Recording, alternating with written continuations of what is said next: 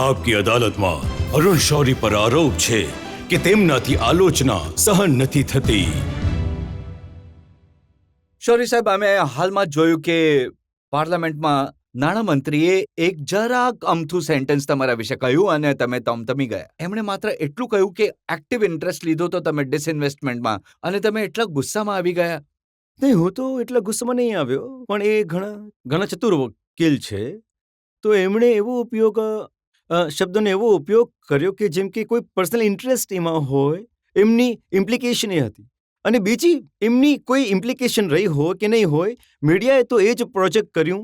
સાહેબો, એક મોટો આરોપ લાગી ગયો. તો મોટા ભાઈ, જે પણ આરોપ છે તમે કહો, હું એના બધા ફેક્ટ્સ કહી દઈશ. તમને જણાવી દઉં કે આરોપ શું છે.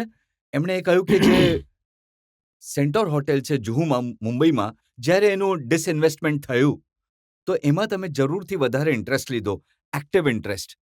તો શું ઇનએક્ટિવ ઇન્ટરેસ્ટ લેવો જોઈએ? જો કોઈ તમે મારા એમ્પ્લોય છો, હું તમારો એમ્પ્લોય છું, તમે મને કહો છો કે ભાઈ આ જઈને સ્ટોરી ફલાણા મહોલ્લામાં કરો, આજે ઇન્ડિયા ટીવી પર બતાવવામાં આવશે, તો હું ત્યાં જઈને કોઈ માખીઓ મારીશ?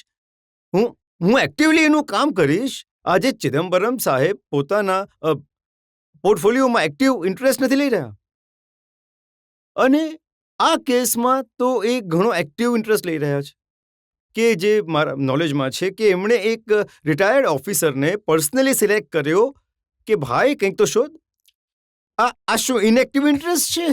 એમણે શું શોધ્યું એનું હું તમને ઉદાહરણ આપું છું. એમણે પાર્લામેન્ટમાં કહ્યું કે જ્યારે આ હોટેલ ડિસઇન્વેસ્ટ થઈ, જ્યારે આના સેલનો નિર્ણય થયો, એ સમયે અજીત કેરકર એર ઇન્ડિયાના બોર્ડ પર હતા અને એ કમિટીમાં હતા જેણે આ નિર્ણય લીધો કે આ હોટેલને ડિસઇન્વેસ્ટ કરી દેવામાં આવે. સર, આ ખબર છે આ જે હોટેલ્સ છે, હોટેલ કોર્પોરેશન ઓફ ઇન્ડિયાના એના ડિસિઝન જ્યારે લેવામાં આવ્યા કે ભાઈ આને ડિસઇન્વેસ્ટ કરવામાં આવે, અને આ રેફર કરવામાં આવ્યું ડિસઇન્વેસ્ટમેન્ટ કમિશનને.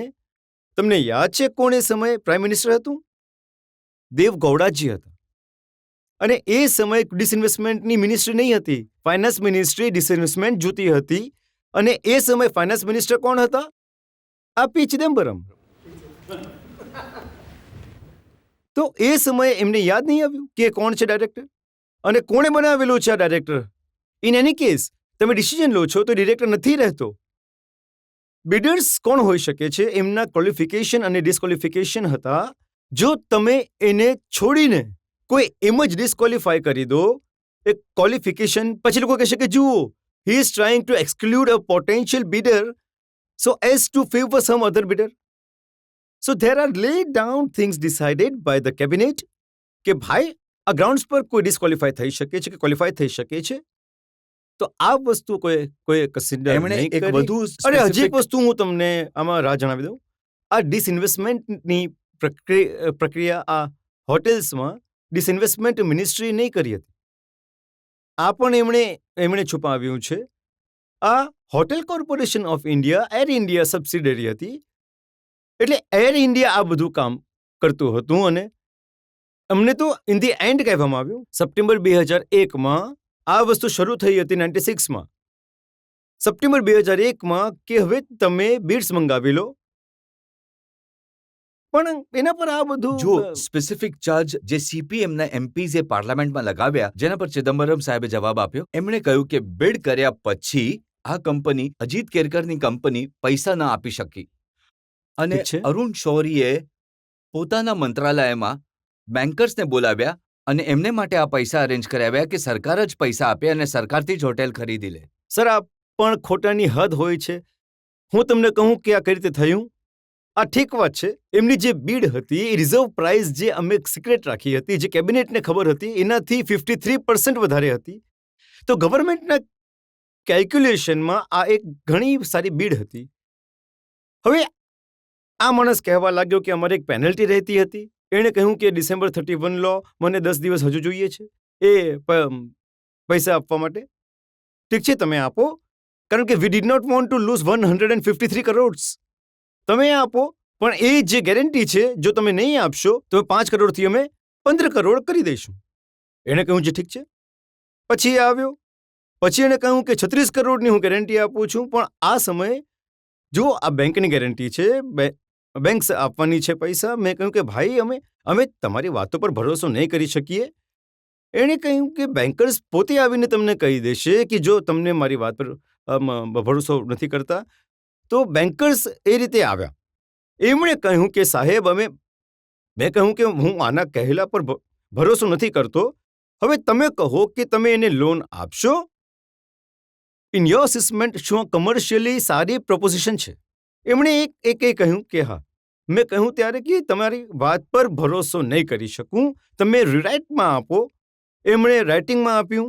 એના પછી મેં કહ્યું કે નહીં, હવે હું તમારી રાઇટિંગ ઉપર ભરોસો નથી કરી શકતો કે જ્યારે કે 4 દિવસમાં તમારા હેડ ઓફિસીસથી તમારી આ પહેલી વાત કન્ફર્મ નહીં કરે. એમણે કન્ફર્મ કરી. એ બધા પૈસા ગવર્મેન્ટને મળ્યા. આ માણસ છે કે કદાચ ખસવા માંગતો હતો એ ડીલ્સમાંથી, કારણ કે એને ખબર હતી કે એણે આટલી મોટી બીડ કરી દીધી છે. 53 crore over and about reserve price કરી દીધી છે.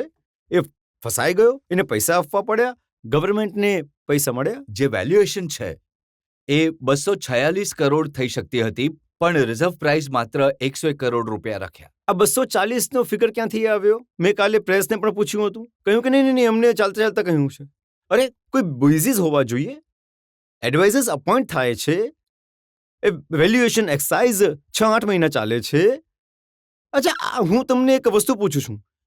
શું આ ગ્રોસ ફિગર છે જેમાંથી હજુ લાયબિલિટીઝ કાઢવાની છે? કોઈને ખબર નથી. શું આ ફિગર મિડ 90sનો છે જ્યારે કે હોટેલ 27 કરોડનો પ્રોફિટ બનાવતી હતી અને એટલો ઘટી ગયો હતો કે એની ઓક્યુપન્સી બોમ્બે જેવી જગ્યા પર 43% નહીં હતી અને એ સમયે એ 1.5 કરોડની લોસ કરી રહી હતી? ત્યારની વેલ્યુએશન છે કે જૂની વેલ્યુએશન છે કંઈ ખબર નથી. બસ એમાં 240 કરોડ. એટલે મેં કહ્યું કે તમે બધા આ રિપોર્ટ, એડવાઇઝરનો રિપોર્ટ, જોઈન્ટ સેક્રેટરીઝનો જે કમિટી હતી એનો રિપોર્ટ અને કમિટી ઓફ સેક્રેટરીઝ જે કે કેબિનેટ સેક્રેટરી પ્રિસાઇડ કરતા હતા એના વેલ્યુએશનના જે ડિસિઝન હતા એ બધી વસ્તુઓ પબ્લિક કરી દો. અરુણ, આ જેટલા આરોપો છે એ કોઈ પહેલીવાર તો નથી લાગ્યા. જો જોઈએ તો 21 જુલાઈ 2004 એ સમયે સીપીએમના આ જ મેમ્બર્સે પાર્લામેન્ટમાં આ જ મામલો ઉઠાવ્યો હતો. ફેબ્રુઆરીમાં ફરીથી આ જ મામલો ઉઠ્યો હતો અને ચિદમ્બરમ સાહેબે ફરીથી ઉઠાવ્યો છે. તો કહે છે ને કે જો કોઈ ધુમાડો દેખાય છે તો ક્યાંક ને ક્યાંક આગ તો હશે, કોઈ તણખલું તો હશે. નહીં સર, 19 ડિબેટ થઈ હતી પાર્લામેન્ટમાં. ડિફેન્સ પર એક પણ નહીં થઈ હતી એ 5-6 વર્ષમાં. 19 ડિબેટ ડિસઇન્વેસ્ટમેન્ટ પર થઈ હતી. 1000થી વધારે ક્વેશ્ચન્સ આન્સર કરવામાં આવ્યા હતા પાર્લામેન્ટમાં. પણ આ એક રૂલ હતો, ઓપરેશનલ રૂલ. કોઈ શું ન મળે ડિસઇન્વેસ્ટમેન્ટમાં કંઈ નહીં મળે, કહો વેલ્યુએશન ઠીક નથી. અને એના પછી જો કોઈ જવાબ આપવા લાગે તો નહીં સાહેબ ડિટેલ છે, જરા શોર્ટમાં તમે કહો. સો હું તો ઈચ્છું છું ભાઈ આ વસ્તુઓ પર ખુલ્લી ડિબેટ થાય અને 10-10 કલાક ડિબેટ થાય. અને તમારી વાત બિલકુલ ઠીક છે. ત્યારે થશે જ્યારે તમારી વાત બિલકુલ ઠીક છે. તમે લોકો તો પાર્લામેન્ટનો બોયકોટ કરીને બેઠા છો. નહીં સર, એ અલગ વાત છે. એ વાત એટલે છે કારણ કે મેં જોયું છે પાછલા વર્ષમાં. તમને ફ્રેન્કલી કહું છું, આ કોઈ પાર્લામેન્ટ પર કોઈ આરોપ નથી. મારા જેવા વ્યક્તિ માટે પાર્લામેન્ટમાં જવું હવે બિલકુલ કોઈ મહત્વ નથી રાખતું, કારણ કે કોઈ વાત સાંભળવા તૈયાર જ નથી. પહેલા જ્યારે આ લોકો ઓપોઝિશનમાં હતા ત્યારે હેકલ કરતા હતા. આજે એ ટ્રેઝરી બેન્ચીસમાં હોઈને પણ કોઈને પણ ઓપોઝિશનમાં બોલવા નથી દેતા. હું તમને ઉદાહરણ આપું છું રાજ્યસભાનું. એમાં જશવંતસિંહ, જેમ કે તમે જાણો છો કે કેટલા માઇલ્ડલી એ બોલે છે. યશવંત સિન્હા જ્યારે કંઈ બોલે છે તો બિલકુલ ફેક્ચ્યુઅલી બોલે છે. It is a pleasure to hear him. એમને બોલવા જ નથી દેતા. તમે પ્રેસ કોન્ફરન્સ કરશો, તમે ટીવી પર અપિયર થશો અને પાર્લામેન્ટનો ઉપયોગ નહીં કરશો. નહીં, જો કોઈ બોલવા જ ન દેતે તો પછી એ લોકોએ એમને ઇલેક્ટ કર્યા છે. અમારી ફરજ છે કે એમના સુધી બધા ફેક્ટ્સ પહોંચાડીએ અને એટલે તમારી પાસે આવ્યા છીએ. અને બધા ઈચ્છે છે કે પાર્લામેન્ટ ચાલે, પણ જેમ કે બધા ફેક્ટ્સ આપવામાં આવ્યા છે કે કેમ નથી ચાલી રહી, કઈ રીતે જ્યારે એગ્રીમેન્ટ થવા લાગે છે કશેક બીજેથી સંદેશ આવી જાય છે કે ભાઈ નહીં, એગ્રીમેન્ટ નહીં થવી જોઈએ, તો અંબિકા સોની અને મારા મિત્ર સંજય બાગુલકર જેવા સ્ટેટમેન્ટ આપી દે છે કે જે બધી વસ્તુઓ બની ગઈ હતી એ વિખેરાઈ જાય છે. પણ પહેલીવાર એવું થઈ રહ્યું છે કે વિરોધી દળ આરોપ લગાવે એના બદલે સરકાર આરોપો લગાવી રહી છે. દરરોજ તમારા કોઈ એક મંત્રી પર આરોપ લાગે છે. પહેલી જ વાર છે પહેલી જ વાર છે ઇન્ડિપેન્ડન્ટ ઇન્ડિયામાં ને કદાચ દુનિયામાં કે એક સિટિંગ મિનિસ્ટર પર 420નો કેસ કોઈ પોલિટિકલ એપોનન્ટને નથી લગાવ્યો. એ એમની સરકારના ટાઈમના આરોપ છે. કદાચ દેવગૌડાજીની સરકાર પર આ ફર્ધર સ્કેમ શરૂ થયું હતું ત્યારના આરોપ છે. ઇન્વેસ્ટિગેશન ત્યારે થઈ, કોર્ટે ચાર્જ ફ્રેમ કર્યો છે.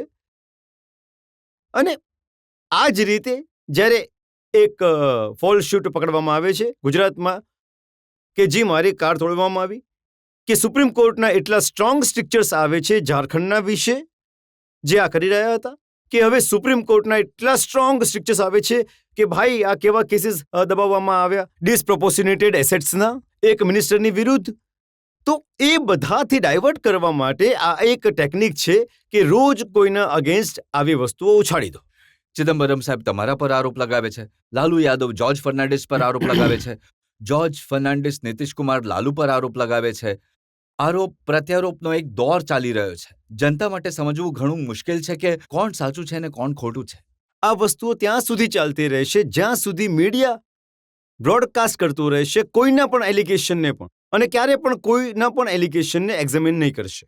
અરુણજી, ઝઘડો છે સત્તા પક્ષનો અને વિરોધી દળનો, અને બધી જવાબદારી તમે નાખી દીધી મીડિયાની નહીં ઉપર. સર, નહીં. મારો ખ્યાલ છે આ તમારી વાત બિલકુલ ઠીક છે. જવાબદારી હું તમારા પર નથી નાખી રહ્યો, પણ હું તમારા પર એ એક ઓપોર્ચ્યુનિટી છે આ વસ્તુને બ્રેક કરવાની. તમે આ ડિસમિસમેન્ટ છે. સીબીઆઈ ઇન્ક્વાયરી શું રાહ જોવાની? તમે ઇન્ક્વાયરી શરૂ કરો અને લોકોને જણાવો કે શું સાચું હતું. મારા કહેવા પર નહીં જાઓ, ચિદમ્બરમના કહેવા પર નહીં જાઓ. તમારી ફરજ છે, તમારી ઓપોર્ચ્યુનિટી છે, આપણા બધાની ફરજ છે કે આપણે એના ઊંડાણમાં જઈએ. ત્યારે આ વસ્તુ ખતમ થશે, નહીં તો આમ જ ચાલતું રહેશે અને એનું એક જ પરિણામ થશે કે કોઈ પણ ઓનેસ્ટ ઓફિસર ડિસિઝન્સ નહીં લેશે. હું તમને ઇન્ડિયા ટીવી તરફથી એ વચન આપી શકું છું કે અમે એવા દરેક આરોપના ઊંડાણમાં જઈશું.